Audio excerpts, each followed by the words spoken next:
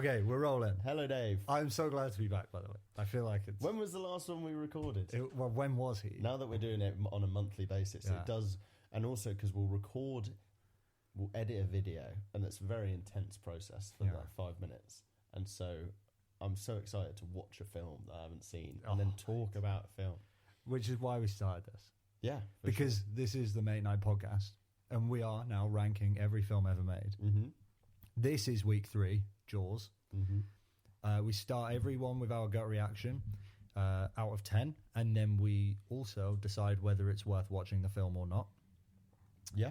We don't know what each other is going to say, so we're going to go into that, give our impressions, gut reaction. We will advise, which is something we haven't been doing, but going forward, we're going to actually say, should you watch the film or not? Because I feel there should be some element of actually suggesting that to someone who might stumble upon this. So this time, we're going to give our gut reactions. We're going to react to each other's reactions, and then we are going to tell you. We'll come to an agreement on whether you should watch the film or not. Okay, we can try and... Hey, I'll tell you what, why don't we do gut reactions? We can both see what we said, and then we could put like a 1-minute timer of whether we should... Yeah. We should come to the conclusion as to whether we should watch the film. What I would say is we've very much deviated from the script to this go. I think that's fair enough. Should we go into gut reactions? Is there anything more you want to say about the film ahead of the gut reaction? It's Jaws. It was made in the 70s. It was by Steven Spielberg, who was 28 years old when he made it. Oh, cool. But yeah, that's basically all you need to know. Okay, we'll save them, because you need to write that in. Have you got the database up, the Cinefiles? Yeah, I'll sort that out later. Let's just get the ball rolling. Right, so I went first in Heat. You did. Right, okay. So you're going to count what me my in. score is again. I know for a fact. I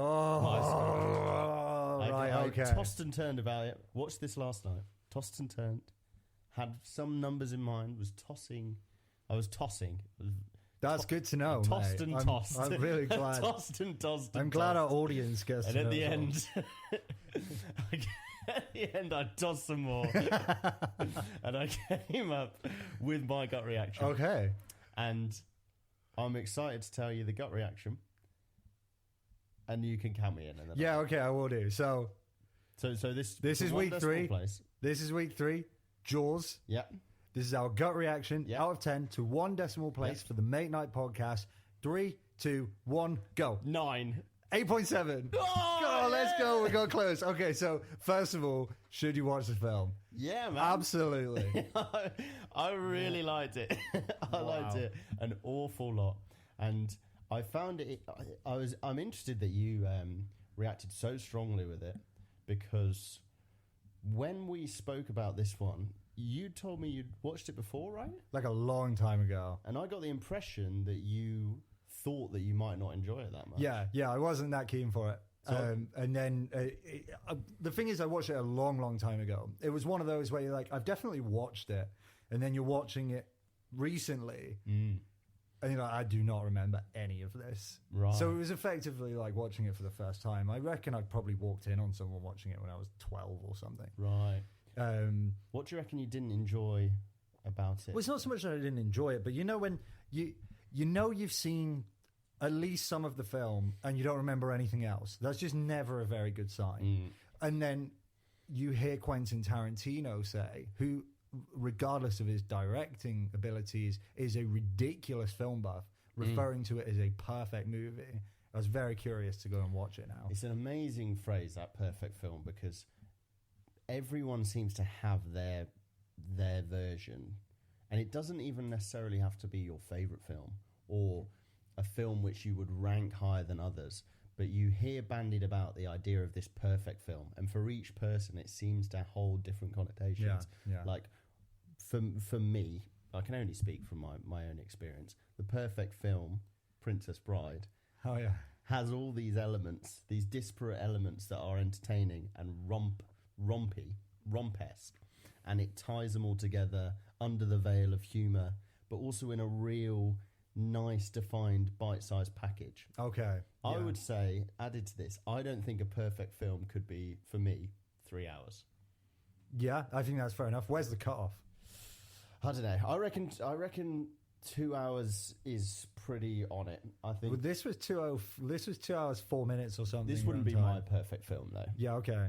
But for me, a perfect film has to be kind of encapsulated within. You could go out of nowhere. It could be a lunchtime, and you'd be like, "Fuck it, I'm going to watch a film." Oh, there's a 3 o'clock showing or something, and still feel like you've watched a film, and it's the afternoon. I see what you mean. I see what you mean. That's my interpretation. Yeah, I can totally get on board with that. Some of them tend to resonate more the longer they are because you can add way more depth into the plot and the characters and things, but it does tend to get diminishing returns. You know, like this is why Lawrence of Arabia is on our list, right? Because that's 4 hours, right? Right, something like that. And I mean, you've got to go and see how that impacts a film. For sure. But this was too. And to add to it though, just because a definition that you might have for a film would be it's a perfect film, it doesn't necessarily mean that it's better subjectively for me than other films which I see as imperfect. Yeah, 100%. So Lord of the Rings, I might a good example is Back to the Future. I've heard people argue that that's a perfect film. We might have even spoken about this notion before on one of the lost tapes. But Lord of the Rings for me is a better film than Back to the Future. But I could see Back to the Future as more of this perfect film. It's you encapsulated. Categorize. Yeah, I like the idea of everything being 100%. Yeah, I mean, if you look at the files, we've got our gut reaction, which is how much you enjoy it. Yeah. You know, Citizen Kane is another example where we watched it and we were like, wow, you really can't mark it down. It's very, very, it's an excellent film. Critically, we gave it a brilliant critical score, but it was just boring. Like, it wasn't enjoyable. And so, you know, you do get films where you've got a perfect movie that's rubbish, or you've got a just the most enjoyable film ever that you love to bits, but even you would argue is very, very flawed. You know, I think for me, a perfect film needs to be watertight. There needs to be no real dumb decisions. No loose fat. That's kind of encapsulated by your thing about the length, right? Yeah. But for me as well, it's more, you know, and this, I will refer back to this point throughout, is that this film did have mistakes in it where I was just like, it would be better without it. Like, if you hadn't have done it in this way. So I'll go with... Shall we say then, for anyone who's who's listening to this for the purpose of deciding on whether they should watch a film, watch this film. Yeah, 100%. Yeah. It's a great... Personally, I had an absolute blast. Yep. Made me want to watch more Spielberg almost immediately. Without a doubt. And we'll go into this, but it was for something that has no... like paranormal elements, it was like magical for me. I felt like the magic of cinema coming through for something that is supposedly a realistic. Spielberg does have that effect, because I watched Jurassic Park like a week ago. Big time, yeah. And it was amazing watching, because his old films. I watched Jurassic Park through the lens of, I'd been studying some storytelling for my various other projects, and it was used as an example more than once as a perfect, this is Jurassic Park, a perfect example of storytelling. And so I watched it to try and understand that. And then I watched Jaws the night before last, or whenever it was, and you could see how good Spielberg is at basically hooking you in like everyone else can do, but then just taking you along for the ride right to the last minute. Yeah. You just there's no part of you that wants to leave this now. You just and what he tends to do is he'll create problems, or a big problem, and he'll just compound it, and it'll get worse and worse and worse throughout the movie, and it's just so exciting, and they'll get more and more dragged in. Sometimes it will be because they can't help it. Sometimes they'll make a decision unbeknownst to them with a bit of dramatic irony, but every time you can just see that compounding worse and worse and worse, and it's so exciting. And Jaws did this. You know, you can see them going out in the boat, and it's like, great, let's go kill a shark. How hard can it be? Which, this is kind of where one of the problems come out, but and then things just start to go wrong, and they just get worse and worse and worse. I think that it's interesting. It reminded me of a couple of other films that we've spoke about in the past. One that we've done some recording on, and one that we didn't. but both from that time period. And the point I'm trying to make is that with Jaws, there are problems with it, and almost the story, like when you talk about it being just so well produced in terms of the direction, the narrative Spielberg is taking you on, it reminds me of other films that we've looked at. Now, namely, I'm talking about The Exorcist and Star Wars. What's the first one called? The New Hope. I think we watched Empire Strikes Back. We watched that. To be fair, we were talking about Empire was the one that we took. This out. But they're ones where the story is. It's almost they almost hit you over the head, the director, with the story. Like there are plot points in there where you can see that it's not exactly a smooth transition as to we want you to get from here to here. Yeah. They'll have a very obvious scene where, for instance, in this case, it'll be the mayor and his reasoning behind always pretending that there aren't shark attacks, right? And it becomes very shoehorned. Yeah, I feel it specifically because of Spielberg, because we had this in Exorcist where we enjoyed the film, both of us enjoyed the film, gave it fairly reasonable scores, and then we shat on it quite a bit. And we spoke about the plot points and found them very intrusive. Yeah, they really detracted from it. By the end of the podcast, we probably would have given them different scores. Empire Strikes Back, similarly, the story behind it, you could tell the director is trying to really paint a broad picture of a story, and still we found issues with that. But I think Spielberg gets away with it because of something in his direction. It must be. It has a charm. There's something so much more charming. It's so forgivable. Yeah, 100%. Because there are a lot of mistakes. You know, I mean, I didn't give a toss. Like I was tossing and tossing and tossing, and I got to the end of the. We heard about that. I just kept tossing. I wish you'd stop. What does Rachel think about this? Rachel said, "Please desist your tossing." No, I couldn't help but think that there are loads of things that are wrong with this, and I do not care. I love it anyway. Yeah. And that was why I was struggling to get my score, because I had that exact dilemma in my head. And I'll tell you what actually swayed me was, I always ask Faye, what if she watched it? What would you give it? And she just went, 10. Really? And I was like, you legend. I was like, are you sure? She's like, oh, maybe 10's a bit strong, but I really loved it. Faye liked it a lot. Yeah, she loved it. I mean, it in many ways, the practical effects of the shark aged very poorly, and yet a lot of the film is still really terrifying. I don't think the practical effects were bad at all. Did you? When you fully see the shark, they are. It's very obviously a rubbery, machiney thing. Just like when this. I mean, this is one of the things that makes it so interesting to be called a perfect film, is because it's known for having some quite serious issues on production. It was supposed to take 65 days. It took like 180. They spent $500,000 per one on those sharks, and there was a bunch of them, and they kept breaking. So you know how Spielberg in this film does a brilliant job of hiding the terror from you to keep you in the unknown. That was never his intention. That was an accident, because the machines kept breaking. And so like he just had to improvise. The boys that, you know, the yellow boys at the end, so when they're hunting the shark at the end, they're shooting it with the kind of harpoon thing. It links it to a floating buoy, so it makes it hard for the sharks. Yeah, like the barrels. The barrels, and they try and collect more barrels to make it harder for the shark to swim. I've never seen anyone get past 3. Exactly. That wasn't ever supposed to happen, but the shark broke. And so like it's talks about as a perfect movie, and yet one of the key elements that makes it so brilliant, i.e. the unknown terror of the shark, was never part of the intention of the film at all. So it's just, I think the word is serendipity, is that it? Or have I just completely got that off the mark? I don't know. I've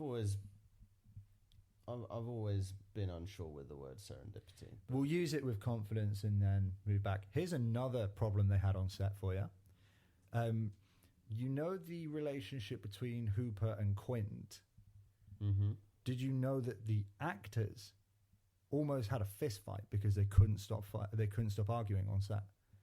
So Hooper being the oceanographer? Yep. Yeah. Okay. And Quint being the shark guy, who the characters have a bit of back and forth. There's a bit of antagonism going on there, but they had a lot of difficulty working together on set. And so there was a point where it came to a head, and apparently they had to be split up from getting really scrappy with each other, and it got really heated. Interesting, because the one thing that I have seen before is an interview with Richard Dreyfuss, who plays Hooper. I'm really confident it's him, not the guy who plays Quint. No, not Quint. Brady. Brody. I don't know. Brody. He did an interview on RTE. So do you know RTE? No. It's like, the Late Show is an Irish late night talk show. Okay. Very famous, very long standing, and it's on RTE. And he did a very emotive interview fairly recently, like, wow, really, about his relationship with Quint, and just having a very, I think that Quint's daughter or a relative was on, and they got to meet, and it was the first time he'd been. But what you mean emotive? Like he was Quint getting... had died, and so he was crying. He was so because they had such strong, powerful emotions, and it was very positive. It was like they had an amazing time, right? So maybe it was just one fight, but no. My understanding is they couldn't stop fighting with each other. My understanding is they really didn't like each other. And it was definitely those two. I'm very confident in that. Yeah, I'm sure it was Richard Dreyfuss. No, I do not check my sources when I go online. I just look for patterns, and quite a few people mentioned it, and I was like, okay, maybe this has got some weight to it. But you never know. One news outlet could have just said it at one point. I felt like it ties into nicely their relationship, the three of them. I just thought it was like the whole camaraderie of the three on the ocean. By the end, that was when I was really turning towards. I'd enjoyed the film. I enjoyed the progression, even if it was, quite. It had been directed quite obviously. Yeah. You need to be, as an audience member, this is how you're supposed to be appreciating this film. I still, by the time they got to there, and it was all of them enjoying their time on a boat, I just wanted to go on the ocean. Yeah. It really reminded me of the book, The Old Man and the Sea. It did, yeah. Made me want to read it again. Yeah, it did, and I was thinking about the parallels there must be between Quint and the. Well, that kind of brings me on to one of my issues with the film. There were a few. I didn't like Quint. Really? So, first of all the comments online, because I like to look at the comments when I'm prepping for this. Yeah, okay. They're like, how did he not win an Oscar? I'll tell you how. Because he wasn't very good at acting. I fucking loved him. It was, okay. Maybe some people could find him likable. But, God, I mean, so there's two parts to it, right? Firstly, there's the problems with the character. Every single fucking thing he says, he's trying to one-up everyone around him constantly. At what point in your life do you go like, I'm going to be the old guy on the boat now? And just every single time anybody who isn't the old guy on the boat comes near me, I'm going to try my absolute best to make them feel like shit. Which is what he does to the oceanographer guy. Yeah. And then there's also the acting where it's just like, it's a very one-dimensional role. Apart from... And this is where it had so much redemption that I was able to look past it and give it such a high score. That monologue. Monologue's mint, man. That monologue was ridiculous. Oh, so aside good. from that, but even that kind of fit with the one-dimensional, I'm a sailor and you city boys don't know what you're doing. I think, though, that he almost... I don't know how many... stereotypical sailor performances there have been in cinema up to that point. So maybe he is the progenitor of them. Maybe. Because it was in the 70s. I mean, come on. There's got nothing happened before the 70s. Nothing happened before. I love 70s films now, I've decided. That and the okay. About them. We could do some 70s movies. Yeah, I'm a big fan. Before we move on from the monologue. Monologue was amazing. Did you know that it was true Did you know that the USS Indianapolis was an actual ship, and that story did take place? I didn't know the story took place. I assumed that it was a real ship. Here's the facts, right? Okay. The story is mostly held true in the thing. So there was a ship that delivered the little boy, I think they call it, the bomb that bombed Japan. Yeah. And they were sent from America over to Japan. They didn't know what was on the boat. They went over there. They just delivered this package and then went off to the Philippines.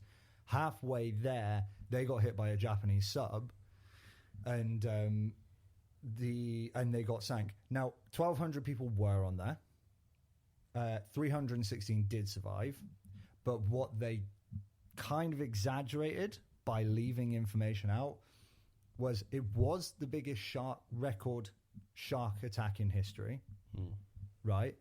But it was only 150 of them that were torn to shreds by sharks. The rest were from the explosion. 150 people died by shark. They were sank, and then most of them died from... Because they were out there for 5 days. The mission was secret. So they didn't know that it was secret, but which again was mentioned in Jaws. They didn't know it was secret, but that's why they were out there for 5 days and most of them died. It was amazing. The monologue, where we delivered the bomb, that bit. Because it was also the foreshadowing on that. One of the few things, I've seen a couple of scenes from this before. I knew about at the end him blowing up the shark with the final shot where he's like, give us a smile or whatever. Brody/Brady. And so I felt like the foreshadowing on the bomb section, you know, when he's like, we delivered the bomb. I was thinking of that scene coming up. Oh, I didn't realise that was foreshadowing. Another one was when watching it with Rachel, she goes, that boat's not big enough for this. And I was in my head thinking, brilliant. Yeah. Yeah, it was improvised. You're going to need a bigger boat. Do you know where he got the improvisation from? No. The crew never had big enough boats for all their equipment to shoot it. And so the crew were saying it as a catchphrase, and then he just took it on to set. And there was some funny bits. I was just looking at the notes of Quint's dialogue just across the board. What an amazing character to play. What a terrible character. so much. Quint was my biggest gripe with the film. Oh, I fucking loved Quint. Like his entrance being... It's lucky people heard it, because I feel like in a real room no one would have heard that. I feel like maybe we should explain some of the bits that we're actually talking about here. So for anyone who's in the dark and has decided to carry on listening even though they haven't seen this film before, so essentially for the main overarching plot, we're at a place called Amity Island, which is a fake island off the East Coast. We've got a successful police captain or policeman on the mainland US from New York, who's come over to basically be the chief of police on this very seasonally run island. So every year, summer's where essentially the whole island builds its revenue around, and most of the workers have some sort of stake in the summer being a successful one. And so at the start of the film, there is a shark attack from this Jaws, and it becomes quite clear to the chief of police that this has happened, but the town as a whole, as a collective, is essentially trying to prevent him from doing his job and closing the beaches. And there's a lot of politicking in the background, particularly from the mayor, in order to make sure that this doesn't happen. And the whole through line of the film is for us to get this Jaws, this shark, killed, whilst placating the townspeople who are trying to have their summer vacation. They're trying to keep summer alive. And throughout all of this, there's a number of shark attacks which somehow gets progressively swept under the rug, with more difficulty. And this Quint character is essentially the old hardened sea captain who quite early on is presented to us as a potential solution to this shark problem, but they end up bringing him in far too late, to the detriment of a couple of people's lives. And the entrance of him earlier on is at the first kind of major town meeting, which is after the second attack, right? Yep. So there's an initial attack. The hook, first scene. First and foremost, what an amazing opening to any sort of film. Apart from the actual attack itself, I find there were some problems with it. It was the way she died was probably wouldn't be done that way now. Yeah, it was very much a case of like, what am I getting? There was that, and then there was the whole way she moved about. Yeah. So they were telling this as some sort of cool factor. It's like, oh yeah, she was on a harness and it was yanking around and we didn't tell her, and that's how they did it. And I'm like, that's so obvious. Well, they didn't tell her when it would move or how it would move, so that her terror was real or something. Yeah. And I'm like, firstly, if you knew you were going to move, it wouldn't be that scary, so that's a waste of time. But she ended up getting used to that, so we got a real shark. We got a real shark. But then, I mean, it was so obvious the way it dragged her around. Like, it wasn't great. But, and then just whilst I remember, the guy the next morning, her boyfriend, he's like, I don't know, she's probably dead or something. She probably just drowned. The chief of police is meeting the guy who was with her when she went missing. And he's asking him about it. And the guy who was with her was like, yeah, she's probably dead. So the guy who was with her, it was at some sort of beach party that they were having. Yeah. A few friends. They run off to skinny dip. Saw some good side boob. We did get some good. I was like, this is a great film. It was actually a 9.0. It worked its way down. It lost half a point because of the quality of the film. But I enjoyed the side boob. No, but the woman goes in, and her boyfriend / suitor is hammered and falls asleep before making it out into the water. And this is when the attack happens. It's with the famous John Williams, potentially his best work. Yeah. I mean, unbelievable. Yeah. So this attack happens. Then the next day, our protagonist, the chief of police, is introduced. Yeah. With his family. Gets a call. There's been some girls been reported missing. Goes onto the beach. This guy's there. Genuinely, I want to stress this. Not a care in the world. Does not give a fuck. Seems particularly put out that he's being questioned about this missing person. Very much a case of, well, she's probably just dead, isn't she? At one point, he does go like, yeah, she probably just drowned. Let me go home.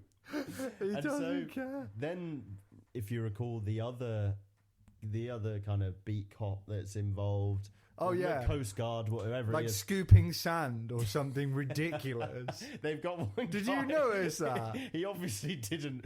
He didn't pass the main police graduation exams, so they've got him on the Coastal Guard scooping sand. He's like sat there, supposed to be looking shell shocked, and he just looks very confused. Yeah, and it turns out that this woman has been eaten by a shark, absolutely eviscerated. There was like a hand left, wasn't there? And she was. Yeah, she was pretty nastily torn to shreds. And so our main fella had the recommendation of some sort of doctors or someone on site, right? And then said, shark attack. Yeah. It's the report. And this is when we see our first obstacle, the conflict in the story, which is the mayor going, look. The politics against the safety. Realistically, what are we going to do? Close this down? 4th of July? It was the 4th of July. They were really, really keen for this not to happen. So conversation with mayor was cool. I made a note of that. I found really early on that I liked the dialogue for this film a lot. Yeah, I can get on board with that. What did he say? Apart from Quint. I liked Quint's dialogue. What a tosser. He was talking about if it's some sort of... It wasn't like a stingray or something, but he was describing if this is... Yeah, that was a brilliant line. And then he went, you yell if you shark. run onto the beach and shout stingray, Everyone's going to go... nobody cares. Everyone's gonna go, what? Whoa, let's go find it. I didn't know that. If you run onto the beach and shout shark, You yell shark. We got a panic on our hands on the 4th of July. It was very cool. And did you notice, so then they basically open it back up, but our main character, he's on edge. He's not comfortable with it. It becomes kind of clear at a certain point that he is uncomfortable going in the water as well. yeah. So there was some sort of incident, which later on, I really like that he doesn't actually mention what it was. Don't know if you saw it in your notes. Yeah. What, where he doesn't like going in the water because of an incident when he was younger. But if you recall, like the three of them are at the when the three of them are out actually hunting the shark later, they are getting quite pissed, sharing their wounds that they've picked up, and they're one-upping each other, aren't they? Yeah. I find it quite funny that they literally started with their worst, and then they both had about 4 bad injuries that they just one-upped each other on.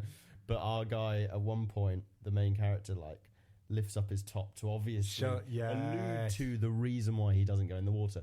But doesn't tell us. When you were waiting for the classic, well, now it's time for my story.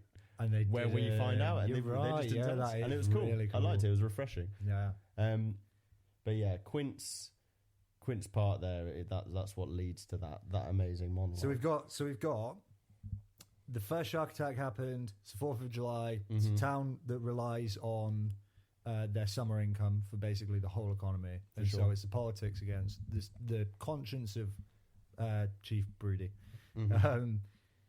I really liked the fact that he wasn't some kind of ridiculous good hero character. He was actually quite complicated in a weird way. He let himself be convinced about the whole, it was a boat dorsal thing. And it made sense, didn't it? Because he was the new guy. They did another good little He wasn't just this wrinkle. perfect protagonist, though. If he'd have been there maybe a year or so, or a bit longer, he would have probably had the stones on him to be like, look, I'm the chief of police here. I'm going to put my foot down. Yeah. But because he felt that it was... I imagine, or in my head, part of the reason why he allowed himself to be convinced is because... essentially, I'm the new guy here. And the mayor tells him that, are you new around here? He gets rounded on, the guy It's just the mayor and a bunch of other people who are obviously very invested. Yeah. His political entourage. This boat propeller. The guy the doctor who recommended that it was a shark attack says, oh no, it was a boat changed my mind. Boat propeller. It was a boat. He said, are you willing to stand by that? Yes. I thought it was a really cool... I think it's really cool the way that he's not like this perfect good guy. It's brilliant. And I'm completely happy with that setup. That was really cool. Now, after the second attack, it becomes a bit harder to justify the fact. How does it happen? How does it unfold? So they've got the first one with the girl in the hook at the first scene. And then what is the second one? Is that the one with the kid, the young boy at the beach? Yeah, so they immediately open up the beaches. It's the first day of summer, right? If I remember correctly. Yeah. So it goes from 0 to 100 for them. And then it's got the greatest camera work ever. I love it. Which part specifically? We'll get to it. So sorry, you were saying. So they've opened up the beach. They know about this potential shark attack. Yeah, but he's been convinced to he's been manipulated. He's on this beach scanning, isn't he? Everything. He's very on edge. Whilst people are coming up to him with the classic small town gripes. Do you remember that old bloke with the one ear poking out of his and the boobs? Yeah. Yes, it's great. The second shot of amazing side boob. That wasn't side boob. It was in my bloody face. It was horrible. That was full boob. That was one knocked up to 9.1. Yeah. So someone comes in. He's getting distracted by people pissing on their fence posts or something like that. But you can tell that our main guy Brody, he is eyeing the shoreline, isn't he? He's very uncomfortable, which is very good Spielberg directing because it makes us feel uncomfortable. Perfect. And he does such a great job, Spielberg, of the tension.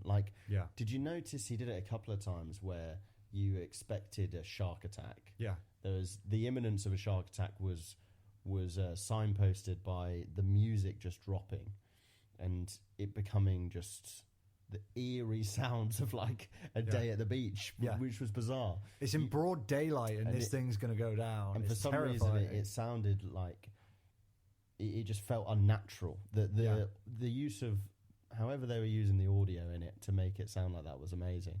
Brilliant. Yeah. And essentially, so all the kids are going out. Again, against his better judgment, people are trying to tell him it's fine, and he's still on edge, our main character. And yet the kids go out, and then... Did you notice before the kid gets attacked, there's like a guy playing with his dog on the beach? Yes. Yeah. And then he just goes like, Jesse, or whatever the dog's name is, doesn't get referred to at all, but pretty sure the dog got eaten as well. No, the dog was fine, I think. Really? Yeah, I think the dog was all right in the end. I kept an eye out for that. I didn't know if that was another dog, because other dogs... Yeah, I mean, this was why Spielberg did such a good job of setting up the tension, right? Because he had, firstly, and this was a really important part of it, he had the POV shot of the shark. But the interesting thing was, it wasn't always the shark. And so you were underneath the water, probably like 3 meters down, looking up, moving around at these sort of unsuspecting summer goers. And so you know that this is going on underneath. You got the dramatic irony. You got all this going on underneath where you're watching it.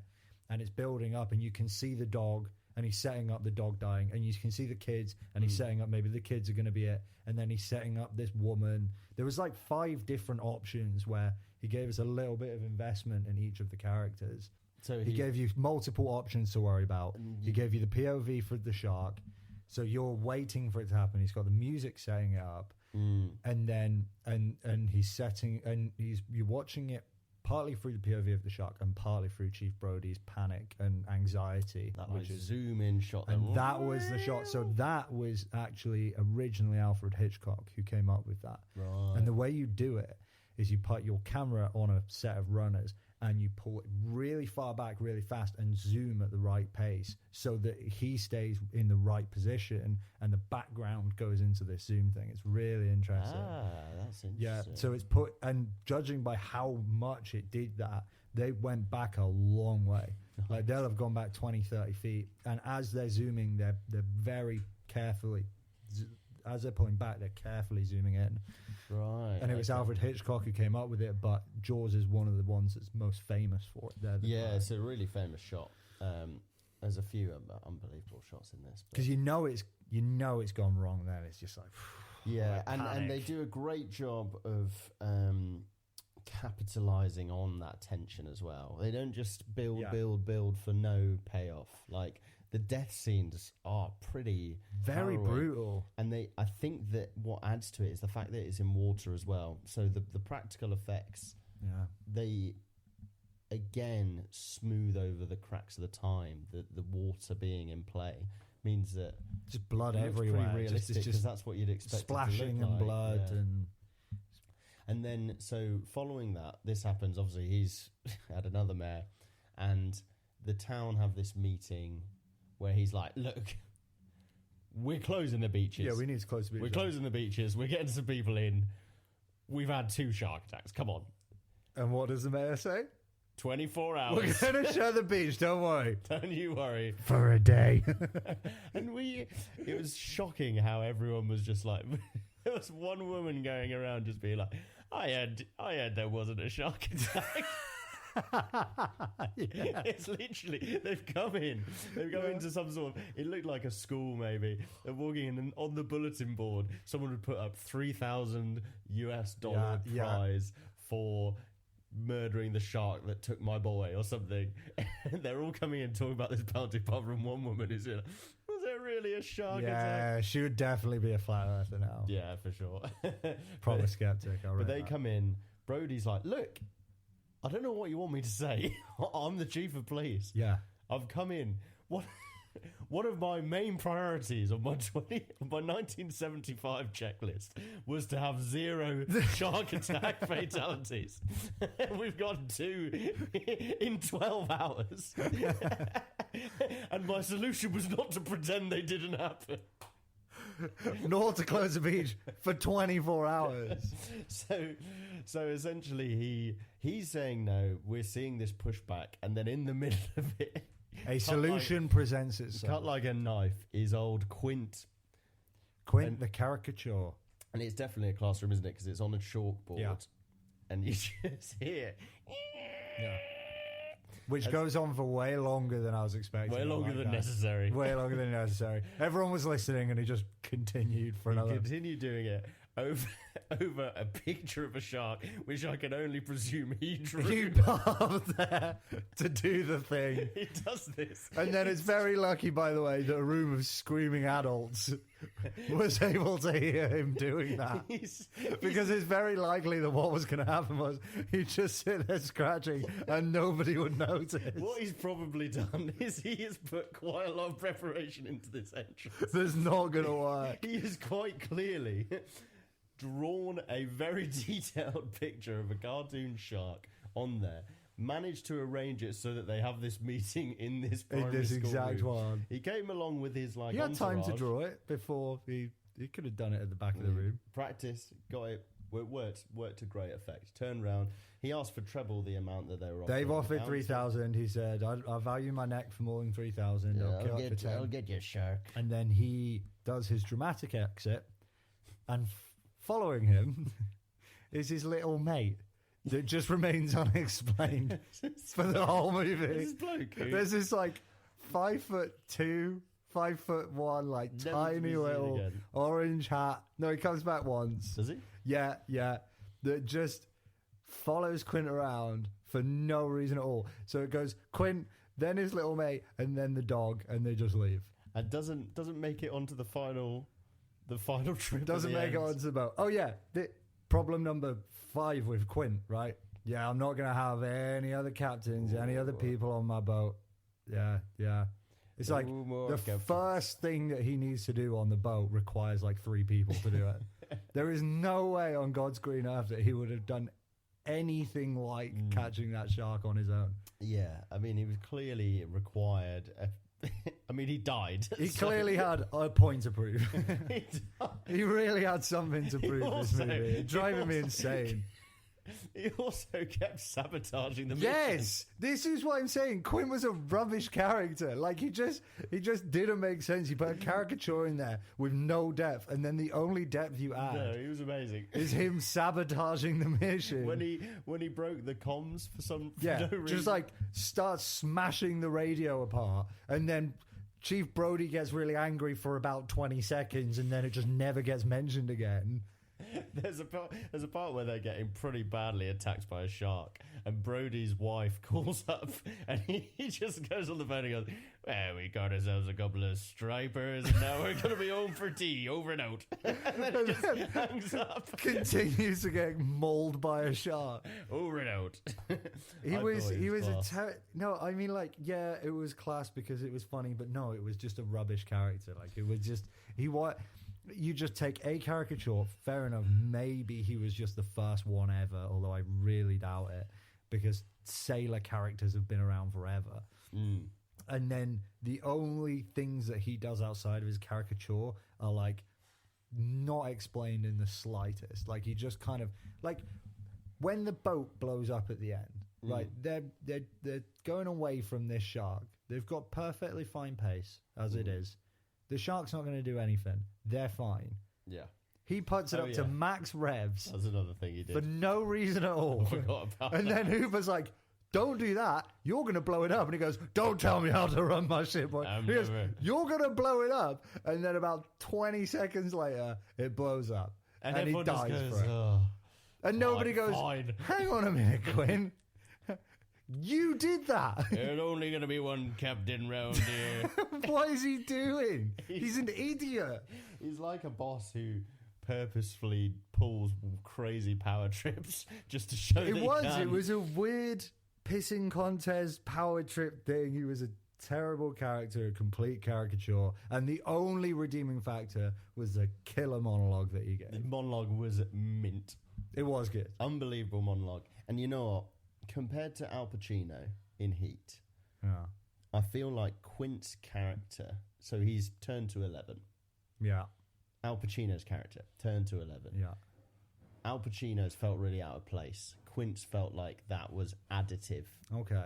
I think that the whole sailor caricature is exactly what this film needed. The ridiculousness of the scenario was just buffed by his own ridiculousness. It really added to what you referred to earlier, which was, really the charm of the film was the fact that it was a what would you call it? Is it a wayfaring when you go? Yeah, something like that. Like a sailor's... Swashbuckling. Yeah, exactly the word I was trying to think of. It's a sailor's thing. It's out at sea. It's brilliant. Having said that, when he specifically... His decisions that specifically endangered the safety of the crew, that is too much. Inexplicable. That makes no sense whatsoever. And they didn't even go any way to explain it. On the note of not explaining as well, Chief Brody at the end, after narrowly escaping getting mauled to death by a shark, watching somebody get taken apart by a shark, watching a whole boat get taken apart by a shark, and then swimming back, decides to mention that he's not afraid of the water anymore. What the hell is that about? Like, can someone please explain how that doesn't traumatize you permanently so that you never ever get back in the water again? So what was this? Was when he... This was after, we didn't really get given an epilogue, which I didn't. I would have preferred a bit more of an epilogue. But they're swimming back, him and Hooper. And he turns to Hooper and he goes, I used to be afraid of the sea and I'm not anymore. And it's like, how the hell is that the event that made you not afraid to go in the sea? Yeah, watching... You were 6 feet away from a man getting torn in half. In all honesty, up till that final scene, it was beyond a 9 for me. Okay. The ending, I felt... And part of it is to do with how well he'd built tension. And you felt the concerted effort of the chase. Like... Yeah. I remember looking when they're about to go out on the boat. I went for a piss, and I saw the time that was left, and you really felt how long that 40 minutes or whatever it was that they ended up being out there on the ocean was. Yeah. He spent a lot of time out there, really crafting the battle they were having with this shark. So I felt when it did get around to it actually all kicking off and them dying, maybe it just dampened it a bit because it had to come to an end, and quite often the build-up is always... So could he have done a better job of... I don't know. Maybe I sometimes think maybe great stories that build tension are almost doomed sometimes. By that very... Yeah, so I don't know. I will say it probably didn't help that at that point it was quite clear that the practical deficiencies of the... that was where it really showed itself, 100%. Yeah, for sure. Yeah. Did you know it's based on a novel? A novel? A novel. And not Old Man in the Sea, then, an actual... did you not know? Yeah, no, it's... and the author was a cameo in it. Which... Do you remember when it was the 4th of July and there was a news presenter? He was the author of the book that Jaws was based on. Nice. And if you didn't know that, then you probably don't know as well that one of the deviations from the book is that Hooper, the oceanograph guy, sleeps with Chief Brody's wife. Really? Yeah, apparently. In how explicit is it in the book? That's literally, I've told you everything I know, mate. I read that and went, well, that's brilliant, I'll use that. I wonder if he sleeps with her in the film. What? I don't think he slept with her in the film.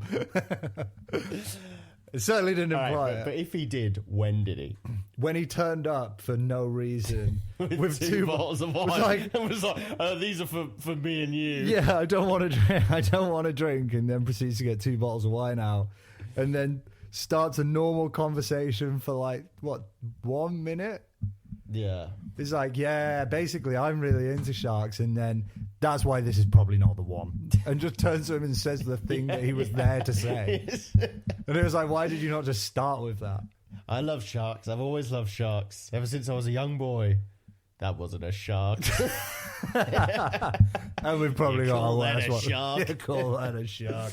Yeah, it was very odd. But that was probably when he slept with her. It must have been then when he was all sad. When Brody was all sad about that. Oh, I'll tell you another cool fact, actually, since we're on a roll. So you might probably have been able to tell that when Hooper was in the cage, there was a scene where the shark was going really crazy at the cage, and you were looking at it from below upwards, and it was very, very realistic because it was a real shark. So they had real sharks for periods of the film. Now, that was one of them. There's the cage. Hooper's gone under to tempt the shark to come towards him so that he can get some poison in his mouth, basically, because it's not going to be strong enough to get through his skin. So Hooper's in the cage, the shark's coming at him, the shark just fucks up the cage, and Hooper goes down onto the seafloor and hides. When that scene takes place, it's a real shark that gets that you're looking at when it's going crazy on the empty cage. Now, the reason it unfolded like that is because they spent about 3 days trying to get the shark to attack the cage with Hooper in it. And then the one time that the shark actually tried to attack the cage and got itself caught and started thrashing around and made beautiful scenes, Hooper wasn't in the cage. Right. And so that's why Hooper breaks out, goes down to the bottom, so that they have an excuse for why you've got this beautiful shot of a real shark that looks massive tearing this cage apart without Hooper in it. So what was the original plan? Was it for him to be brought back up? I don't know what the original plan was, but yeah, so that was a real shark, and it was an accident. They'd been trying to get it for days, and then when it finally happened, he wasn't in the cage when it happened. Oh, see, that's really interesting. Yeah. Well done on your research on this. They got a little guy for the role as well, for the stunt double for Hooper being in the cage. So they had a smaller because cage. the real shark wasn't bigger, 26 foot or whatever. For sure, yeah. So the guy was like 4 foot something. Right. That's interesting. Who was doing it? Yeah. Because they wanted to make him look bigger. that's it makes sense. Yeah, I thought just across the board it was very good. Some of the scenes that we hadn't watched, I mean, I liked that Brody took the blame when the mum came. Actually, one thing I did want to say is, it's an old film when all the parents are like in their 60s. When you really know that these people are like 37 and they look so old. Yeah. Like, people did not age well back then. But yeah, the woman she must have been 82, who'd lost her 10-year-old child. Pushing 10. She when she slaps Brody, which, by the way, she said it's your fault. Bitch. Yeah, fucking it's hell. got nothing to do with him. So outlined. Like, imagine if put yourself in this woman's shoes. A new chief of police comes in town. You don't know who's the authority on the beach. So you just randomly choose the chief of police, the new guy, and just slap him and be like, I heard you knew about this shark. Yeah. It's like, what the hell am I supposed to do? And he actually didn't have the authority to close the beach. But he took it like a champ. That's what I loved he him. Just he was being good. Like, he was a good character. Yeah. That made you like his character more. Was that he took accountability with the mayor there. Yeah. The mayor watched the exchange, and then after it had the gall to say that wasn't your fault to him. That is proper. He was a. This was one of the things that I did like about the film again, was that mayor could have been a rubbish caricature, but actually he was really quite brilliant. He was a fantastic character. I think he was so funny. He was great, wasn't he? He was just so unrelenting in his decision to refuse to not acknowledge the shark attack. This like small child that's been torn to pieces in front of hundreds of people. Like the last one. So what happened? So in terms of the shark attacks, we had the child obviously got torn to shreds. Then there was the people who tried to catch it. Do you remember that? What a scene that was. Yeah. 2 sailors at one point decide, okay, we're going to go after this $3,000 bounty that's been put on. And there's this incredibly tense scene where they essentially, he like hooks with almost a massive harpoon a huge rump of meat. Yep. Throws it out, the shark bites on it, and then they've got the meat hooked to some chain that's attached to a fence post out on a pier, but it's not strong enough for this shark, and it ends up almost takes out a massive swathe of this pier. One of them goes in the water. Incredibly tense scene as he's trying to go back, and you're not sure if he's going to make it. Me and Rachel were watching that, and Rachel was just like gripping onto me. Yeah. I thought it was the same. So that happens. They still are unrelenting in there. We're going to keep the beaches open. And then they have the other one where, so after the slap happens between the mother of the child... So we've got 2 deaths at this point. 2 deaths. And 1 near miss. 1 near miss. They find a shark, which isn't the oceanographer who comes along to basically check the injuries of this woman, the original death. Yep. He is like, this isn't the one. Slap happens. They go out. So the oceanographer and Brody, the main character, they decide to go out to explore these waters to see if they can find this shark. And what they do find is another missing person, one of the local fishermen. His boat has been absolutely torn asunder by... It wasn't. Or what is the shark had attacked. Yeah, the shark had attacked the boat, and he had... Is this the bit where Hooper goes under? Because it wasn't torn to pieces. That was what made it. That's why he went under. Yeah, sorry, it wasn't. But there was suspiciously like there was one bite in it. There was a big bite in there, and he was missing. And he this starts a concerning trend of Hooper dropping things in the ocean, where he picks out the largest shark tooth he's ever seen, or something. A fantastic piece of evidence. Yeah, which he then drops into the ocean. But in his defense, a dead body face pops out. What did you think of that jump scare, by the way? You know when you're watching a movie with a jump scare and you're watching it with a girl and their scream jumps you way more than the actual thing, because not only have you got the jump scare, you've got someone screaming at the top of their lungs about 6 inches away from your ear. That's how I felt about it. But I thought it was really cool. It scared me. It jumped me. Yeah, I knew about that one. Did that was one of a couple of scenes that I'd seen from just clips. It's very cool that Hooper just got in. It still got me though. I knew it was coming. I knew it was coming at some point in that scene, but I didn't know when, and it got me. Rachel was working next to me in bed. Yeah. And so she was kind of on and off watching. So occasionally she'd be really engaged in scenes. And then there was a lull, she'd do some work. So she'd miss things like this jump scare, which would get me. And I'd be like, whoa, fucking shit. And then and I'd be like, did you see that? Whoa, did you see that? Did you scare? And she's like, oh no, what happened? Yeah, that's got to have been great for the tension. Yeah. So anyway, they come back.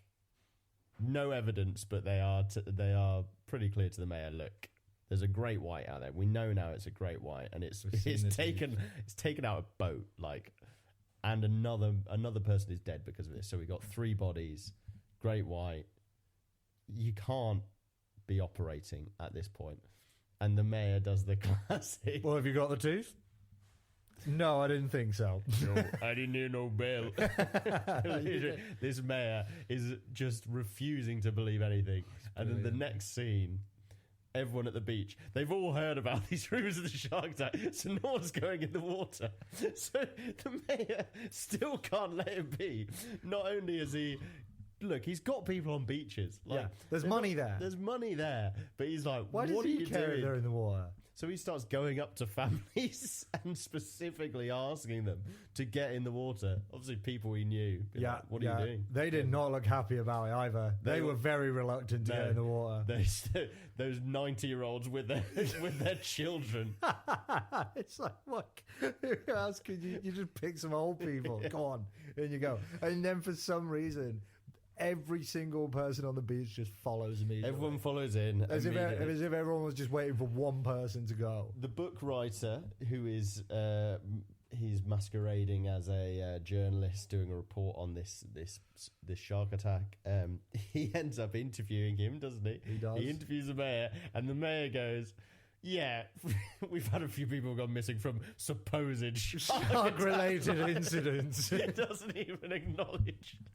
But everyone's here and having a good time, so... They literally caught a shark that they've killed. Oh my God, he's brilliant, isn't he? Yeah, so... And then when the next one dies, there's another shark attack, a pretty bad one. And the mayor, again, is like... Well, the mayor then completely changes his tune, doesn't he? So now he's like, oh, my kids were out there. It could have been I'll tell you what happened was there was another death there where Chief Brody's kid is in the pond, which is an estuary off of the sea, and and for some reason this shark decides to go up the estuary, which I don't think sharks do, and also slaughtered some guy. Not shark. This shark was the size of a bus. Yeah, and it just went in It through just this, went like, into a little rock river. pool. And just tears apart. Took out this pervert. Yeah. Well, I don't know, because he did seem to be genuinely just like, oh, hey guys, how you doing? You having a good time? but Like, he didn't seem that weird. He I didn't was get just that. like He seemed a awfully middle-aged interested. bloke on his own. On his own, trying to on his hang around little boat. children. And then probably for the appropriately, best. he gets cut in twain by a shark. For God's sakes. I'll tell you what, there was one quick discussion that I wanted to have before we do wrap up the first half, and that was, can sharks really tear boats apart? Because I'm not convinced that that's a thing that they do. No. I don't know. Maybe. I wouldn't want to comment on something that I don't know anything about. Okay, it's a 26-foot shark. Yeah, okay, sure. But tearing a metal boat apart, like the whole back off of the orca, which is Yeah. what it does at one point. In fact, at one point, it seems to be picking structurally integral beams underneath and like attacking it early on. Yeah, like And then it just chomping through. takes half of the boat off. And I'm like, would a shark know to do that? And would it be capable of doing that? I just find that hard to believe. Look, Maybe a dinghy. you can't have that it would struggle to take that girl out in the first scene without several bites and a few swinging around. It was and toying then with her. It be was toying with her. knocking out ships for fun. Yeah. It's that got to is- be one of the with the bite power that he possesses. Jaws should have Bruce. Bruce. That's the nickname they gave him. Is that why Yep. Nemo. Nemo? Is that a shark called Bruce? Yep. The Bruce in Nemo is, because of the Bruce. And the Bruce in Jaws, which is just the nickname that the It's crew named gave after him, Nemo. is named after, like, the attorney for one of the production crew, who also... Who I have a feeling said we should start calling this shark Bruce. who just kept doing it and just wouldn't give it a What's rest. your name?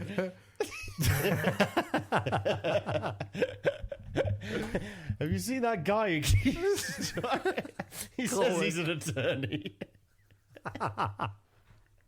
He was the guy he was the helper for Quint. He was that little ratty boy.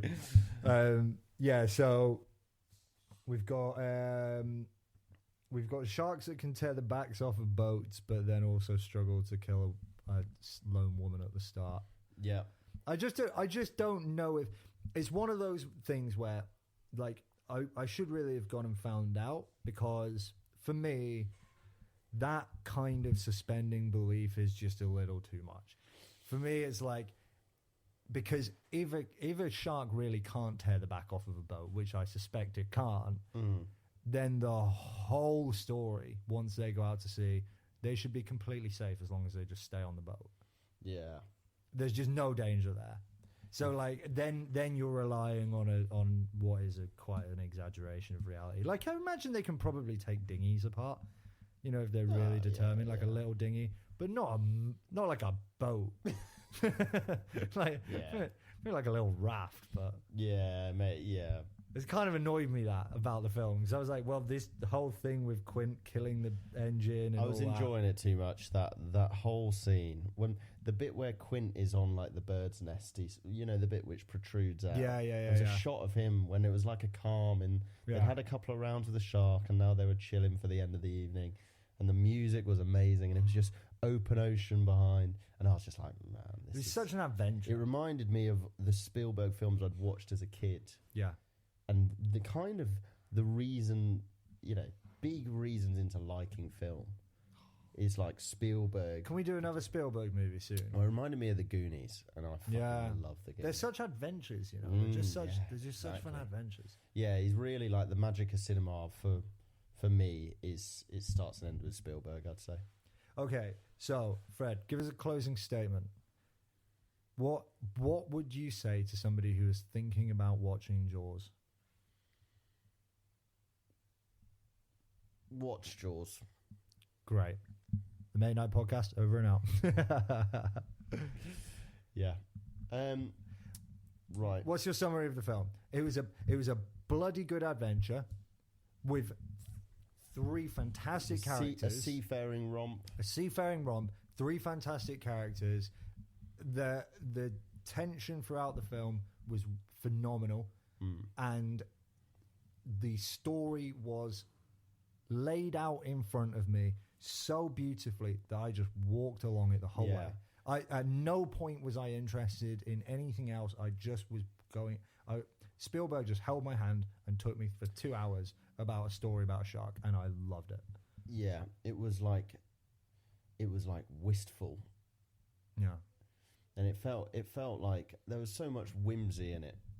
It really did encapsulate there was a camaraderie to it, which the nostalgia that was present within the film made you feel that you're just there for enjoying the ride. It was an event. You went and you saw an event. I'm not surprised it was considered, I believe it's the first summer blockbuster. Yeah, okay. And it was almost like witnessing a piece of history where, because of that gleam that was present over the whole film, you just couldn't help but smile. Yeah. I was just smiling at it near the end. I was just smiling at this. I'd enjoyed it so much. I genuinely was like, should I just fucking say 9.5? Yeah, be it was done so with it? good. I was gonna come in and be like fucking 9.5. I realised, look, there are things that I'm getting a bit. I felt like when a kind of ancient Greek goddess or something was using a power on you. Yeah, I was like, I had a bit of realization. Like, look, it wasn't that good. Like, calm down. It was brilliant, but it was so enjoyable. But that could be the thing that warrants it. The 9.5 is that it really gets you fully. It resonates, truly resonates whilst you're watching it. And I think it's something to do with those scores. The John Williams, John Williams, his ability to entrance you with some melody. I think that's a contributing factor. But I mean, like, I think the storytelling is what did it. Yeah. I think it's the sequence of events that you just and the characters and some of the shots, like the POV of the shark was so awesome because you could just tell something was going to go wrong, and it just made this. Just the tension was just fantastic the whole way there. The score was a contributing factor, but it can't have been the only thing. Yeah, it was. It certainly wasn't. It seemed like it was just packaged in a way that reminds me of why I like films. Here are the two things, right, that you're going to have to just accept when you're watching it. Mm-hmm. Firstly, sharks probably can't take on whole boats. They probably don't know how to. The supernatural element is the shark itself. And then two, everyone seems to love Quint. He's an Quint's idiot. Great. He's an idiot. You will enjoy Quint. Quint is a bloody textbook sailor character. Quint had some that tries to constantly one up literally everyone. Like enough said. Like he's constantly got a point to prove. Quint is single-handedly going to be the reason why this gets a 10 for character. Quint is the reason why the lower score. Quint at one point, Hooper is playing solitaire, and Quint goes, "Stop playing with yourself, Hooper." How was a good line? He's one of many. And he came up with so many lines, but he sabotaged the mission. He was an idiot, and he constantly tried to one-up everyone. The two things: the supernaturalism of the shark, and also Quint going from being the savior, the one who is going to be able to bring this home for us, to for some inexplicable reason deciding to sabotage it in like a numerous crazy times. Which at least it makes sense that he died. Like he got comeuppance for his pride. I was sad that he died. I guess it was for his pride. What was the theme? That was my understanding and excuse for all his sabotaging was. It was a pride thing, and that's like the Ahab Moby Dick side of it as well. Isn't it? Yeah. The parallels between great American literature. Yeah, I suppose it. I think that he made some really dumb decisions near the end. 100%. Don't let anyone tell you that he wasn't a phenomenal character. He was an idiot. He was incredible. And the acting wasn't that amazing. He was brilliant. But what accent was he? Nobody knows. Irish in real life. He's been around the block. He's just sailor. He He's just was- like, just pick a sailor character. That's Quinn. Great singer. He actually harmonised sometimes in those songs. That was it.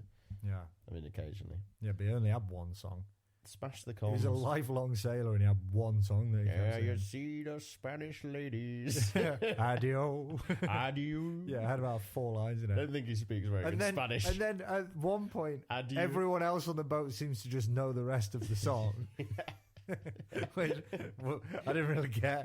Brody, who doesn't like the sea, seems to know this sea shanty that they're singing. This upper class oceanographer and a man who hasn't seen water knows a song about coming home in the evening. Yeah. I mean, one of the things that really brought it, I mean, one of the many things that really made it a brilliant movie was that you had 3 very different characters together, and that dynamic was great. Yeah. That dynamic was just so cool to watch. It was, the friendship that they attained in those scenes by the monologue, kind of that in and around the monologue, that whole scene. I felt it was a little spoon-fed. I don't know. With I the liked it. I thought it was charming. Comparing the Yeah, for stars. sure. Like it's the way they like every ridiculous, but- step further, they sat slightly closer together, and then started like lapping their legs on each other, and and they kissed a bit. yeah, and then I honestly was if they had 5 scars. That's when I started tossing. Is this a 9.5? But look, it's fucking great, and I reckon that's going to be reflected in the cinephiles that we're about to do. We are about to give our Fire critical into- score rating. Yes. Do you want to go into what this is? Because Yeah, I think so- I did a pretty bad job describing last time. We've discovered that you get some films that are just bloody brilliant to watch, but Mm-hmm. they are not very well made. They're so much fun. You really enjoy them, but they're just very poorly put together. They have great charm. Then you have films which are brilliant on paper. They've got everything right, but they're just not very entertaining to watch. The best example of this is Citizen Kane. Citizen Kane is the one that I always go back to because we just couldn't find ways of marking it down. It got everything right, but it just wasn't very fun to watch. And so what we've decided is we gave our gut reaction scores, which is how much we enjoyed them, and then we do a separate score, which is our critical score.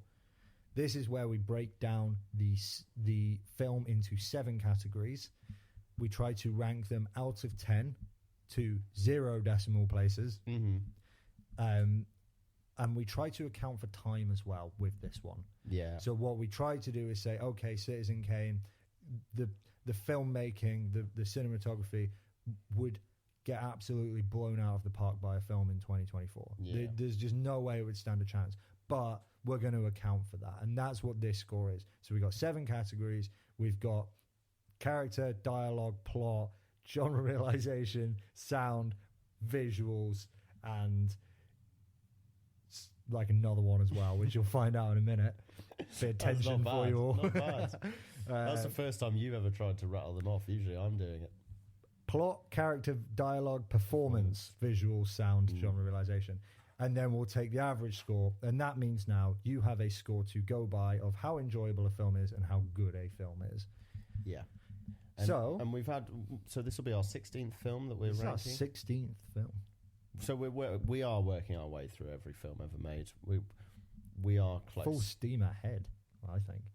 Okay, so, That was and a one of good the pun. fun things that we like to was I caught that late, but I planned it as part of my research.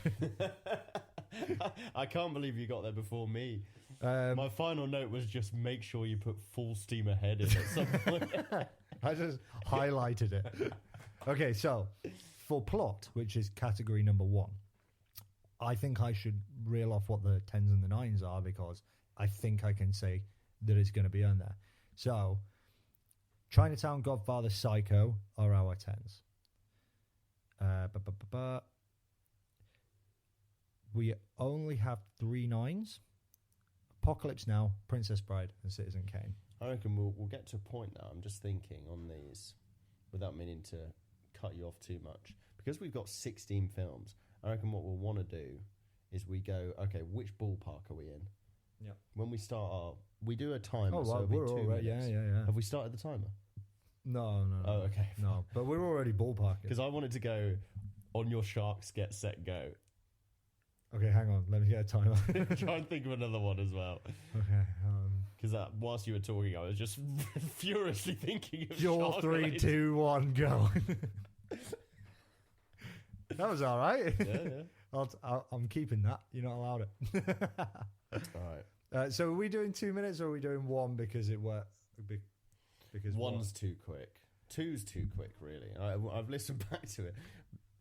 How long has this episode been in total, do you reckon? 1 hour 16. We'll do 2 minutes. Okay, right. So we're going to 2 minutes to go through these 7 categories. We kind of done most of the deciding on them, most of the discussing of them on the first part anyway. But we're going to come to the same. We have to be in agreement. We have to be in agreement around this. Agreeance. I'm keeping that. I'm sure I've heard other people say it, but wrong. Obviously, You might have done incorrectly. Jaws for effect. So.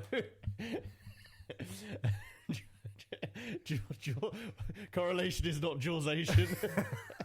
Yes, I like it. All right, I'll shark the bus now. Yeah, please do. Okay, so we are on our critical ranking section of the podcast.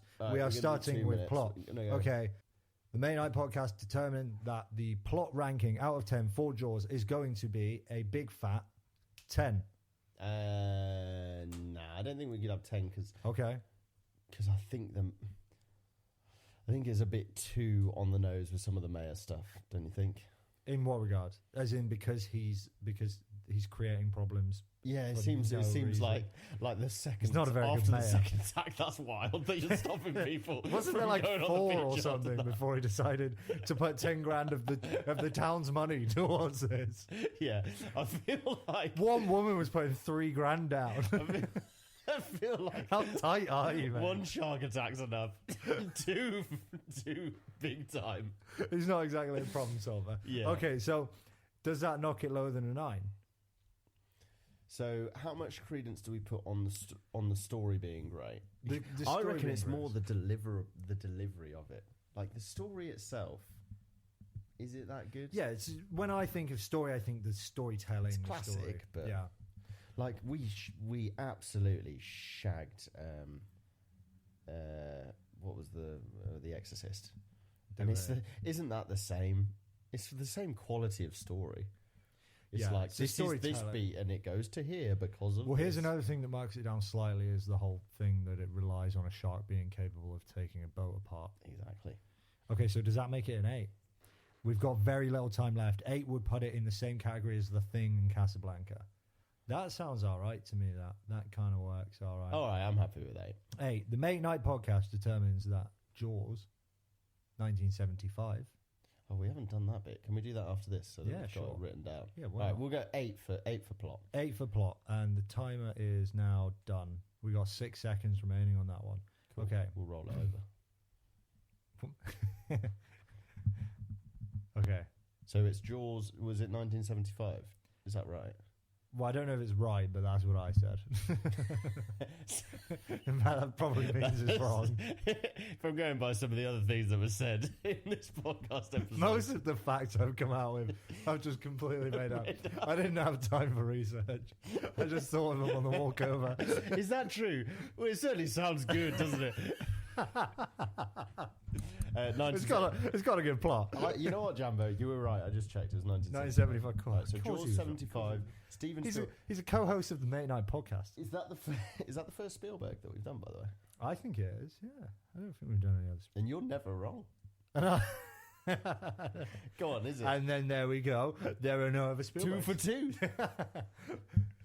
That's a trend I'll keep. Okay, so we have 8 for plot. Now we have 2 minutes and 6 seconds. I did want to ask actually, because so on the Cinephiles you have title of film, date, director, Yeah, and an actor. Is that the only? and the lead. Yeah, Which one did you want to put? I haven't filled this in yet, by the way.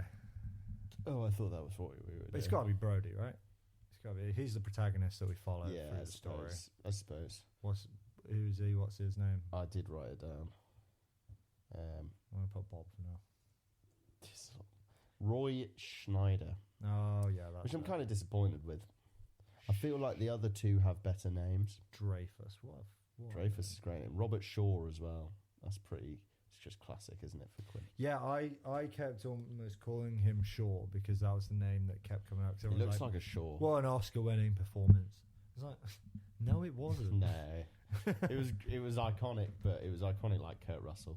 Yeah, which was an Oscar-winning performance, as far as I'm concerned. The Oscar of my. Now heart. I'm going to try and spell Spielberg, and if anyone wants to check out my spelling of Spielberg, you can find the Cinephiles linked below. Will it be linked?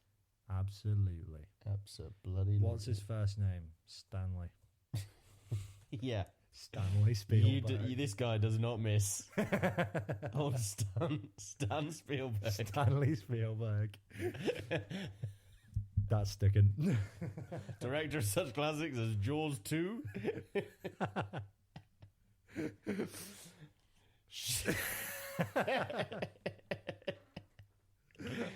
I can't think of it anymore. No, I was trying to think of one where Jurassic Shark. Schindler's Database. Alien. That was an ET one. He didn't direct it. Right, let's get on with it. The Main Night Podcast. What are we doing? Dialogue? Nope. Character. For the next section, I'm trying to figure out how to script it so that we can clip this. Oh, that's why I'm you're just doing trying these to. intros. Yeah. I reckon we just go into it, and then right at the end you do what you're doing. So the score for the thing. Okay. Well, the timer started 10 seconds ago. Fuck. What is it? Character. Character. Um, This has to be a good, good right? one. 9, I'd Apart say. from Quinn. No, Quinn is a great character, even if you don't like the performance, right? No, but that was my point. Is I don't like Quinn or the performance. Why did he I think blow he's up the great, boat? man. Why did he destroy the radio? Why did he spend 5 minutes drawing a shark before he got everyone's He attention? was a around fucking him? genius. He wasn't a genius. He was an idiot. There is a theory that he manufactured the whole scenario so that he could get the bounty Is this one of those facts that? that I made up. Yeah. Yes. But it's making more and more sense the more I talk myself into it. We know for a fact that he drew that picture of the We shark. did know he drew so that. we also know that he had to know, because he couldn't have possibly drawn that shark picture Yeah. in the time that they were in that museum. It was too detailed. So he had to do it before that. Yeah. He had to know where they were going to be. How would he know that it was going to be that room within that classroom? Because he would have had to organise the meeting knowing that there was going to be a shark attack, because he knows all about sharks. He set the shark in the water. He's been laying chemtrails this whole time. We know that there wasn't actually a shark in the first attack because the woman would have been bitten off immediately. Yeah. He was underwater. He was the pulling her one who leg. was pulling her leg and then took a big nommy bite. Pulling her leg. and then put her under a boat and the propeller tore her apart. It was bloody Quint. Character's got to be a high score if he's that smart. All right, 9. 9, I reckon 9. Well, most of the characters are good. I think it gets a detraction for the mayor. But Yeah, there's probably more. oh, bloody hell. I wasn't 9. expecting I'm to see happy that with loud. 9. All right, okay, I get it. Oh, bloody hell. Goodness. Is that me. from the laptop? Yeah. Should we do it on a phone? Yeah, I think we Do it on should. my phone. That was horrible. Oh, I didn't check who had. Got Stan Spielberg on my phone. All right. So, sorry, what were the you other checking? 9s See how it for fits. character. No, it's already decided. Yeah, we'll see how it fits retroactively. So how well character 10s were Godfather and The Thing. Mm-hmm. 9s were Chinatown, Psycho, Apocalypse Now, Casablanca, Heat, and Jaws. Do you ever hear some of them and you're like, really? Which one were you thinking? Heat. The characters were good. It was the performances that were bad. terrible. And it I was just will generally not a stand very good by film. Al Pacino not being good in that. Al Pacino is not a very good actor. No, we should watch more things that we can have a go at him for. Because it needs to be said. You know that blind film that he was in that I told you about?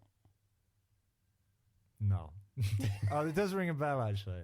He won an Oscar for being blind. Yeah. And then he got a bit more eccentric after that or something. Yeah, I don't know. That was definitely, he was eccentric in that one. Yeah. He was pretending to be blind. Yeah. But there's a monologue in it it was recommended to me the other day on YouTube. And you know now, because I know we might watch these films at some point, I might start not watching these. Yeah, because it keeps ruining it. Yeah. But I watched it and I didn't think it was very good. The monologue. Quick question, actually. Jaws. I sent you a list of movies and you said, oh, I've seen them all or whatever. And then you went, actually, no, let's watch Jaws. I misread. Right. I really so looked you've back on never seen. I haven't seen Jaws. I knew there was a shark. Yeah.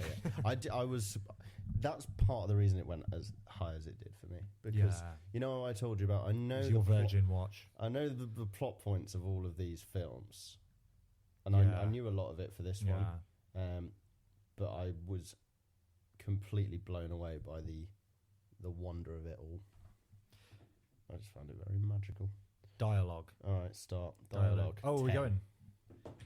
I can't think of any reason why we would give it anything lower than a 10. I think this is the second 10. I was thinking this pretty early on. The first point that I thought about it was when he had that line. Oh shit! What have I done here?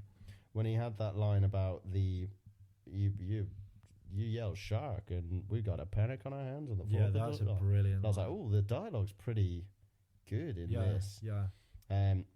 Even the stuff between the family was fairly natural when they were talking about being on the East Coast and being, now you're in Boston, you got to say fatter. Yeah. That wasn't, Yeah. I can't do a Boston accent. All of Quint's stuff, yes, it was a caricature, but he had some zingers, didn't he? Yeah, if you think of dialogue as, just some of the iconic lines that they come out with. Nothing's going to happen as he goes scuba diving in shark-infested waters. Yeah. That was oceanographer, wasn't he? It was Hooper. Yep. Very reliably, the shark turns up every time someone gets in the water. Yep. And Hooper decides that's when he's fine. Yeah, good man. Mayor interview. Some people were allegedly hurt. Yeah. Another one that we didn't speak about. So, you know, the final shark attack before they go, we need to go out. We need to get Quint and go out here. Mm-hmm. There's the shark attack in the paddling pool. Yeah. And the predator is attacked. Yeah. By a predator.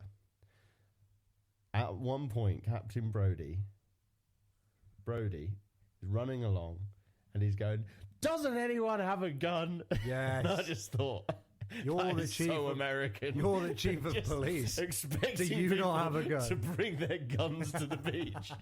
Yes. It's like, you can't. What is wrong with you people? How have none of you got a gun? No one got a gun here. Somebody shoot this thing. I think to be honest. Yeah, I didn't think of it like that. My reaction was just, I loved the dialogue. I want to give it a 10. I'm happy with a 10 on that. Go on, do it. Are we out of time? That timer just went.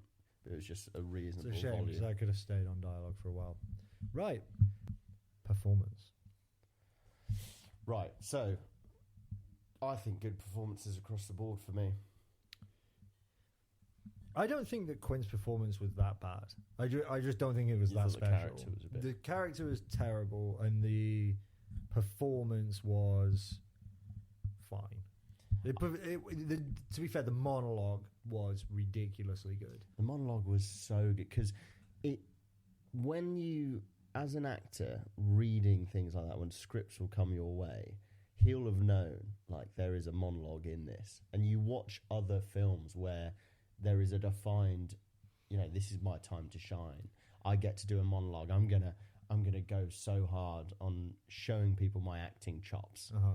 People ham those things up like wild because every actor at their core is an attention seeker, and he just did such a good job of minimizing it to the point where it was just so good. It was nuanced. Monologues, most monologues are wank. Yeah. Like especially ones that people think are good. Like they're always Give us an example. aggrandizing. What was one of the more overrated monologues? Any theatre one I've seen, there's a few from the Hamlet one, To Be or Not to Be. I watched David Tennant's version of that recently. I fucking love David Tennant, and he's usually quite good, but even he gets trapped in the this is my moment to really showcase Shakespeare. From a film perspective, I'm trying to think of ones from like some of the Marvel films where they go off on one. Off the I can't cuff, think that's of one. tough. No, I couldn't think of one. We'll do a little segment next episode Oh, shit. where Running we'll do a little segment next episode. Most Monologues. overrated monologues. Fred doesn't like. Yeah, most overrated monologues. All right, I would actually. That was 2 minutes. I'd give it. Oh shit! Yeah, we need to give it a number. What was it? Performance. Yeah, Should we go 9? I don't know if 9's fair. What, you think it should be 10? No. I think it should be 8. What 8s do we have? Set to actually, I can do this reasonably organized. So, performance 10, Citizen Kane. Performance 9, Godfather. Performance 8, Princess Bride, The Thing, Chinatown Psycho, Apocalypse Now, Alien, and Crouching Tiger. I don't think it was better than any of those. I don't think the performances were really that outstanding. The monologue was killer, and then the dialogue was pretty cool, and it was pretty good acting, but it wasn't ridiculously good acting. Yeah, fair enough. 8, I'm happy with actually. Right. When you put Eight's it that way. Eight's pretty generous. 8 will do. Yeah. Okay. Visuales. Visuals then. Pretty good. I love the visuals. Pretty good. Spielberg. Iconic reverse zoom Mhm. shot. Very well done. Yeah. POV from the shark. Very, very good. Oh, I suppose visuals would include The actual shark itself. animatronic, which wasn't very good. I thought it was good until the end, but it's bad for me. It was bad in the same way that when they reveal the actual monster in a horror film, bad. Not I agree. because I thought the practical effects were bad. I thought the practical effects were really good. You know, the last death when the shark is coming, Yeah. it's under the water, and it takes up the predator, Yeah. and you get a sense of the scale of it. Yeah. With it still not being fully shown, so you can't really see any of the maybe bad styling of the actual animatronic. Yeah. I thought that was. I think the other thing as well that we've got to give it a little bit of fairness to is that sharks probably do look a bit weird anyway when they're not in water. That said, the movement wasn't very good of the animatronic. It was right kind near of the very end. mechanical. It wasn't that good. So I would be willing eyes. to. I think that the visuals were unbelievable, and especially when you hold the animatronic up to the fact that it is now 50 years old almost. This movie, I think that is very reasonably a 9 out of 10. All right, 15 seconds. 9. Yep, I'll say 9 as well. great. Jaws 9 out of 10 for visuals. All right. Oh. Also, for anyone, just before we carry on there, the visuals category, it's a bit confusing. In some aspects, that's like effects and, I guess, cinematography, but really for us, any visual element of the film, so the direction, or in as much as we can judge the direction from our limited knowledge, that always packaged within that visuals category. Visuals is just anything Anything that's to do not with what you're sound, seeing. performance, dialogue, plot, character, things like that. Cool. Talking off. All right. Sound, right? Sound. 10, man. 10, right. Yeah, Conversation done. No, go on, let's talk about it. Well, Why I've is not it stopped why the is time. it a 10? Why is Jaws a 10 out of 10 for sound, Fred? I think it's just the sound, the score. Not just how iconic the score is, because it's the beauty of its simplicity. So there's the dissonance between the two notes. They're both a semitone up from each other. Mm-hmm. I think I'm using the right. It's half a key up, whatever that ends up being, and that is like one of two notes that's as dissonant a sound as you can get. the two Yeah. notes next to each other, like, that piercing, the Yeah. jar, and having them against each other, And making Did- it work. sequentially going do do do do do do do do do do. The feeling that brings on is one of foreboding. Yeah.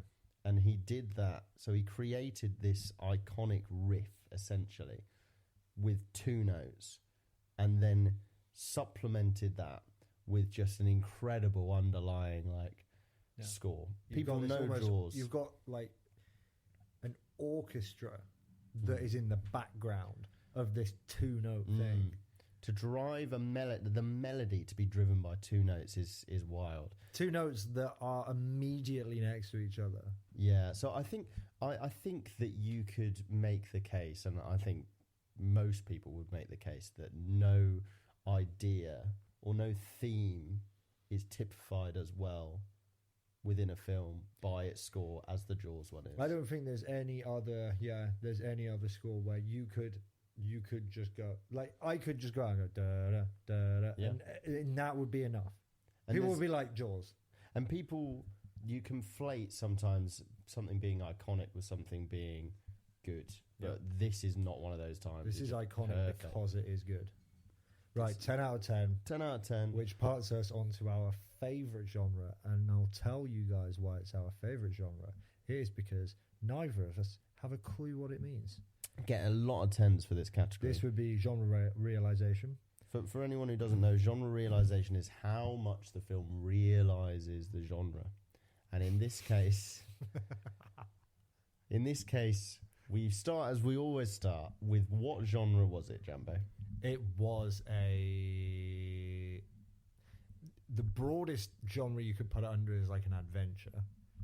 Like if you go into the adventure category, but if you wanted to be much more specific, you could say you could go with horror, thriller, I'd say thriller for me. you could go with like a kind of sailory sort of seafaring. Yeah, but I think then it gets a bit, yeah. It's horror in it. It's got to be horror. I would or say thriller for me. Thriller. And I think Yeah. it does do a it's good thriller. job of being on the border.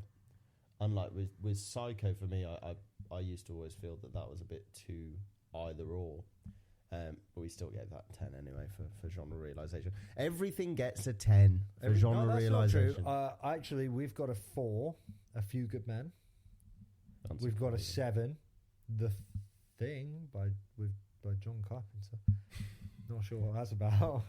Didn't know I got anything other than 10s. And then a bunch of 8s. Empire Strikes Back, Alien, and Citizen Kane. Not sure what genre we decided that was on. I think that's the issue. If we can't work out what the genre is, so how iconic is this within the genre? How much does it exemplify whichever genre This is it's the representing? horror. This is like the example of this kind of film. Which is Shark movie. All right. Shark horror. Shark horror. I agree. It is a 10 for What about thriller? shark-related horror films. Jaws comes out with a resounding 10. I'll pop that in. All right, nice. As the jot that timer one run down. out. So what? All right. Do you want to give us a rundown of what scores we're looking at, as well as the average for our critical score for Jaws? You're damn right I do. It's going to be good. This you can tell it's going to be good. Oh my goodness. Oh my goodness. Spielberg deserves it. So the Mate Night Podcast has ranked Jaws amongst the greatest films of all time. Mm-hmm. Plot, character, dialogue, performance, visual, sound, and genre realization, and then taken an average, each one out of 10. Plot, we gave it an 8 out of 10. Character, 9. Dialogue, 10.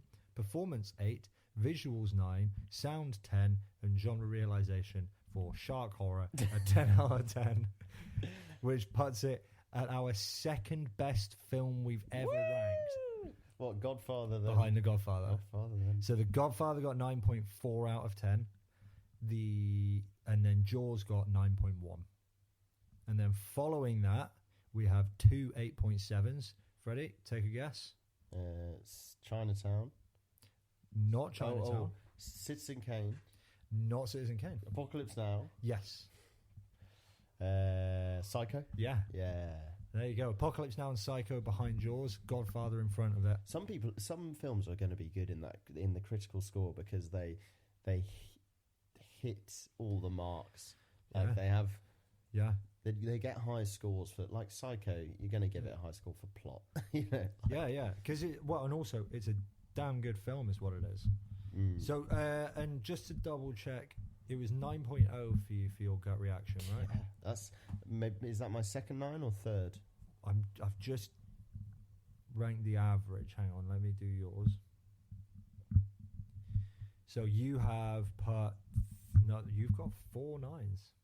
Oh yeah, shit! I forgot I have Princess Bride. I meant one that's 9.8. Princess Bride doesn't really count. That should be on its own. And then you've got one that's a 9.2.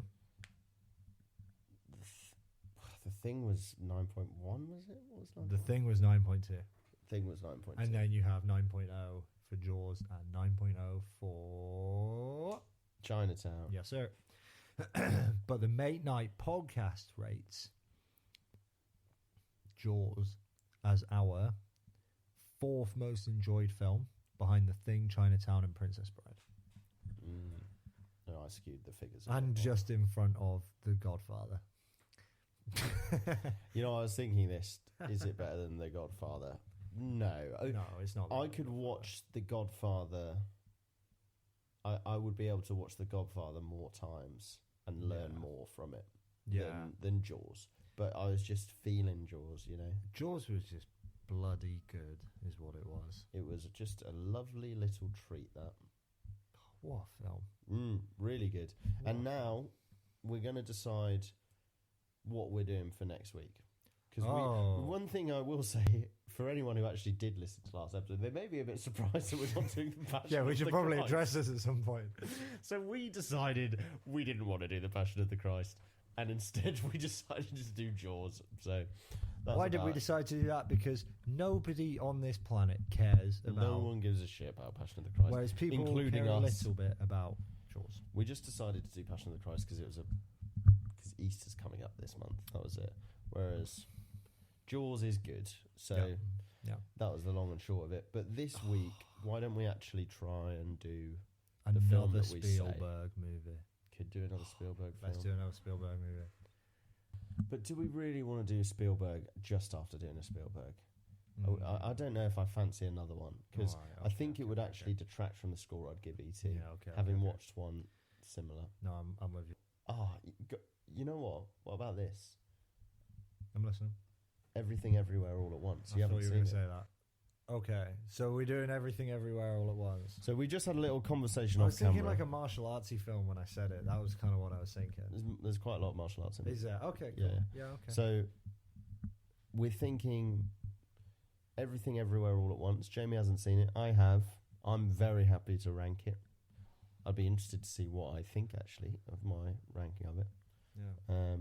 And I'd be interested to see what you think. So next week, for no particular reason, to be honest, we're going to do fancied it. Everything Everywhere All at Once. It'll be the second film that we've done from that lady who I can't remember her name, Michelle Yeoh. I think that's right. It is. It's definitely right. She was in Crouching Tiger, Hidden Dragon as well. Don't get it wrong.